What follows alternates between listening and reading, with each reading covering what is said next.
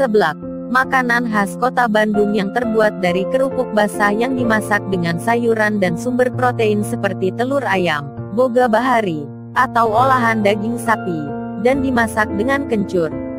Seiring perkembangan zaman, saat ini seblak mulai disajikan secara modern dan variasi seperti yang ditawarkan brand waralaba kuliner F&B, Seblak Blakan, yang menyajikan sensasi baru, menikmati seblak dengan ragam cita rasa internasional.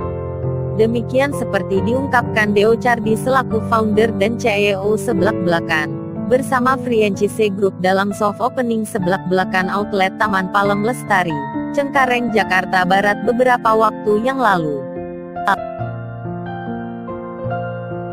Awal mula bikin seblak Blakan, jadi kita awalnya itu dari mbak di rumah bisa bikin seblak.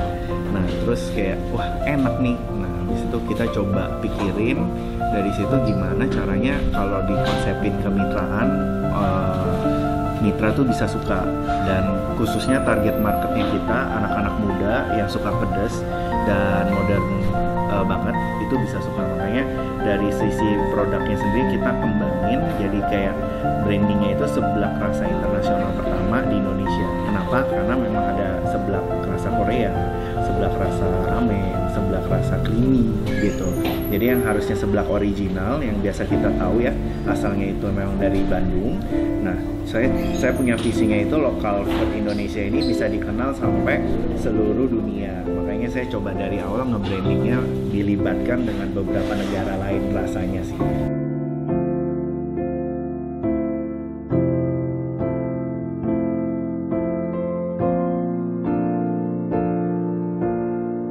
Nama Seblak Blakan sendiri pas memang aku tipenya suka nge-branding sesuatu. Kalau brand pasti ada why-nya kenapa orang kayak suka sama brandnya sendiri. Nah di Seblak Blakan karena namanya brandnya Blak Blakan, ada kata Blak Blakannya, jadi kayak aku terinspirasi sama para tetangga yang suka ngumpul. Kalau lagi ngumpul tuh pasti suka ngosipin orang. Nah kalau lagi udah kegosipin orang pasti suka blak-blakan sama orang. Nah dari situ terinspirasi untuk wah kayaknya menarik nih namanya Seblak Blakan, bisa dikembangin ke arah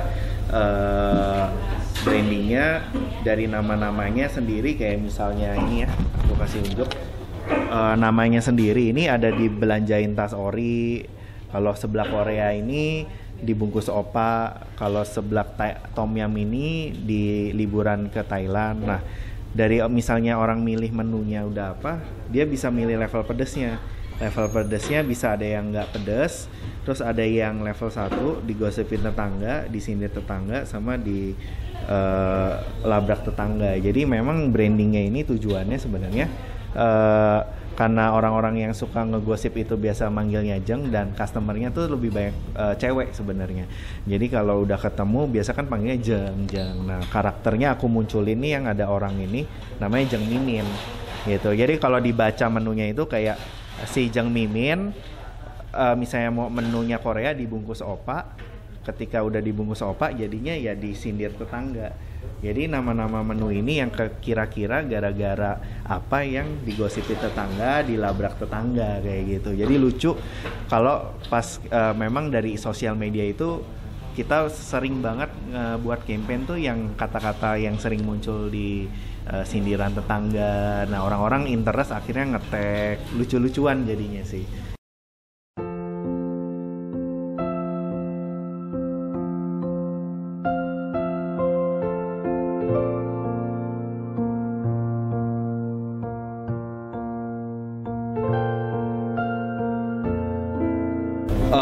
Untuk sekarang sih kita lagi develop ya dari sisi produk franchise-nya sendiri.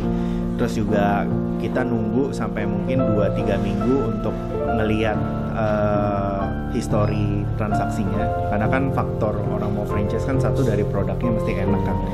Kalau dia produknya udah enak, kedua dia lihat marketing activity-nya. Kalau marketing activity-nya banyak, lalu yang ketiga history transaksinya. Nah itu yang akan kita lakukan sehingga nanti akan kita buatin package khusus dan orang bisa bermitra. Untuk nextnya sih memang tempat-tempat area-area seperti Tanjung Duren, terus ada nanti di daerah Tebet dan lain-lain sih.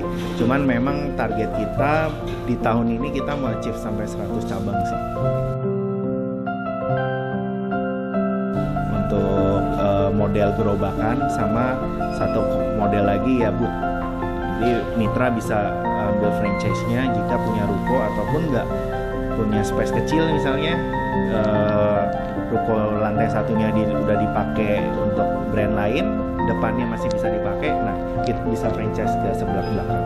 Jadi so far kalaupun memang mau franchise bisa search IG-nya kita di sebelah belakang, di situ ada info kemitraan, nah nanti boleh di chat, ntar kita infoin proposalnya gitu. Kalau misalnya penasaran sih memang average-nya mungkin di angka 50-an sih. Udah dapat gerobak, udah dapat alat, terus juga udah tinggal launch lah kayak gitu.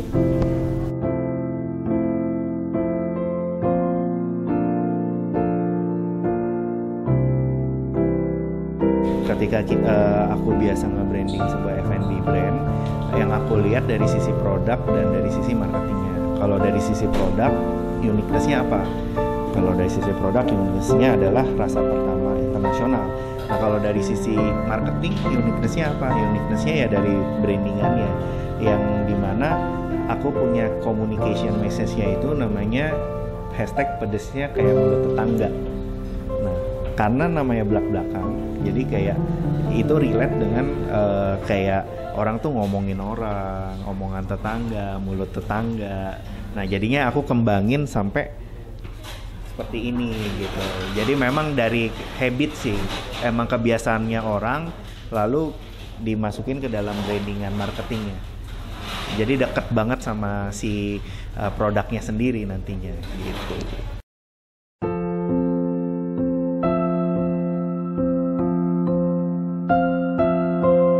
Harapannya yang pasti alasan mau bikin brand ini juga karena pandemik ya. Kita lihat banyak yang kehilangan pekerjaan, dan harapannya saya dengan membuka sebelah belakang ini membuka lapangan pekerjaan baru untuk orang banyak.